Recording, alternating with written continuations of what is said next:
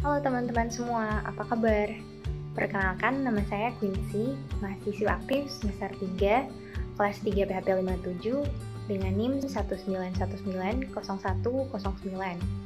Pembuatan video ini bertujuan sebagai sayan untuk ujian akhir semester. Nah, pada kesempatan kali ini, saya akan membahas sedikit tentang masakan khas yang berasal dari Provinsi Sulawesi Utara, yaitu tinituan. Nah, kalian pasti penasaran kan? Yuk kita simak langsung aja ya. Oke, jadi tinituan itu apa sih? Tinituan sendiri merupakan masakan tradisional yang berasal dari kota Manado atau Minahasa yang terdiri dari berbagai macam campuran umbi dan sayur. Makanan ini sendiri tidak mengandung daging, sehingga biasanya tinituan disajikan sebagai menu sarapan pagi. Karena selain mengenyangkan, tinituan juga mengandung vitamin, mineral, dan serat yang juga dapat menyehatkan. Nah, tinituan juga biasanya disajikan dengan hidangan pelengkap seperti perkedel like, perkedel jagung, sambal roa, dan juga ikan cakalang fufu atau ikan tuna yang diasap. Nah, lalu asal-usul dari tinituan ini seperti apa sih? Nah, asal-usul kehadiran tinituan sendiri tidak diketahui dengan pasti. Namun, ada sumber yang mengatakan bahwa kata tinituan berasal dari kata dasar tutu yang memiliki arti nasi atau bubur.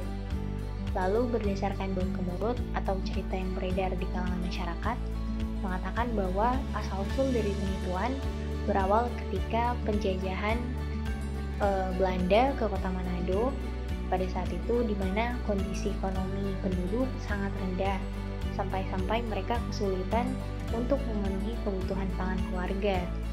Nah, karena faktor ekonomi inilah, penduduk zaman itu memanfaatkan bahan makanan yang dapat dengan mudah mereka temukan di pekarangan rumah atau di kebun, seperti umbi-umbian atau sayuran.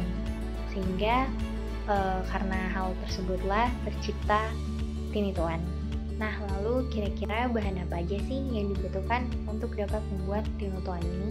Jadi, kalian membutuhkan beras, air dan garam, labu kuning, ubi jalar, jagung muda, bayam, kangkung, daun gedi, kemangi, lalu tidak lupa juga batang serai, daun bawang, dan daun kunyit. Nah, untuk bahan-bahannya menurut saya cukup mudah didapat ya, baik itu di pasar swalayan maupun dari pasar tradisional. Nah, cara masaknya sendiri menurut saya cukup mudah, yaitu yang pertama, masak beras dengan air, garam, daun bawang, serai, dan kunyit, aduk hingga beras menjadi setengah matang. Lalu setelah itu masukkan labu kuning, ubi jalar, dan jagung, aduk lagi hingga ubi dan labu menjadi lembut atau lunak. Setelah itu barulah dimasukkan sayur-sayurannya seperti bayam, kangkung, daun gedi, dan daun kemangi.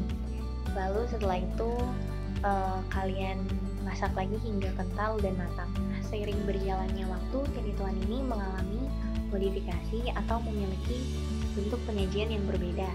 Seperti contohnya ada yang dinamakan dengan midal, di mana midal ini merupakan menu tinituan yang dicampur dengan mie.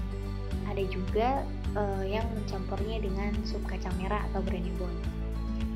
Nah, menu tinituan sendiri tidak ada ya, namun menu makanan lain yang berasal dari Sulawesi yang dapat saya jadikan contoh bagi teman yang memiliki akulturasi budaya, ini adalah klaper tart.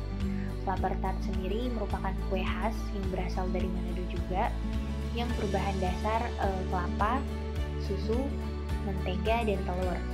Ada juga tambahan kacang kenari dan bumbu kayu manis. Hidangan ini mengandung akulturasi budaya dari bangsa Belanda. Nah, lalu yang kedua ada sup brenebon, di mana dalam bahasa Belanda disebut breinebone atau breinebon, yang memiliki arti kacang coklat atau kacang merah. Nah, disebut kacang coklat atau kacang merah ya karena sup ini terbuat dari kacang merah yang dimasak dengan daging sapi alias babi. Lalu kenapa kelapa tart dan sup Cirebon ini sampai berada di kota Manado? Jadi hal ini dikarenakan pada saat itu banyak orang Belanda yang mendiami kota Manado karena ingin mengincar rempah-rempah yang ada di sana. Nah, karena penjajahan inilah yang mempengaruhi kehidupan masyarakat setempat. Masyarakat Minahasa sendiri disebut sebagai masyarakat yang paling terpengaruh dengan kolonialisme Belanda hampir pada seluruh aspek kehidupan dibandingkan dengan wilayah lain di Indonesia. Nah, berdasarkan artikel yang saya baca, kue kelapa ini dibawa oleh pedagang Belanda yang mula-mulanya datang untuk berdagang. Nah, oke teman-teman, selain kelapa dan sup Cirebon yang saya sebutkan tadi, masih ada banyak lagi contoh makanan khas Indonesia yang mengalami akulturasi budaya. Jadi bukan hanya di Sulawesi saja ya.